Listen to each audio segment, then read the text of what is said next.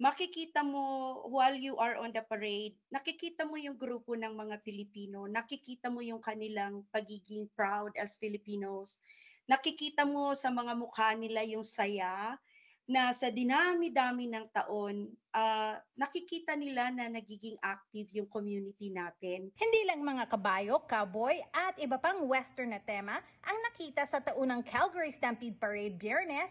Nasa 100 mga kababayan ng grupong Fiesta Filipino rin ang naglakad sa parada ng Calgary Stampede, suot ang kanilang mga makulay na Filipiniana. You try to make home closer sa mga kababayan natin kasi alam naman natin na sa Pilipinas ang dami-dami nating festivals. And dito sa Calgary, yung Calgary Stampede, yun yung yun yung parang katapat ng mga festival sa atin.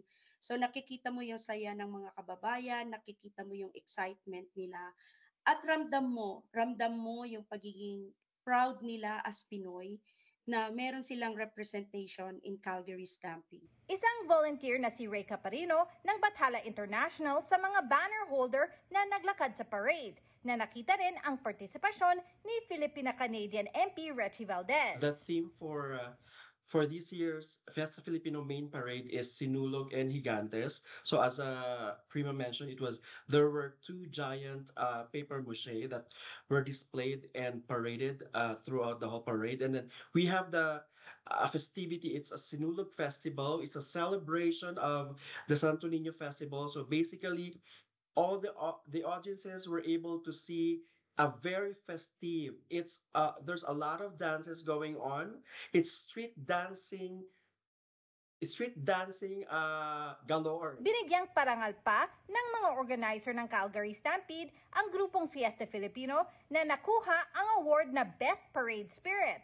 Nagre-rehearse lang kami tapos bigla dumating yung isang hurado ng parada at ibinigay sa amin yung ribbon. So lalong nagsaya talaga ang grupo. It was just a testament na the festive, yung feel yung nararamdaman naming kasayahan ay naramdaman din ng mga hurado at ng mga nakapalibot sa amin kaya nanalo. So it's not only for our group, for Filipinos alone, but to everybody.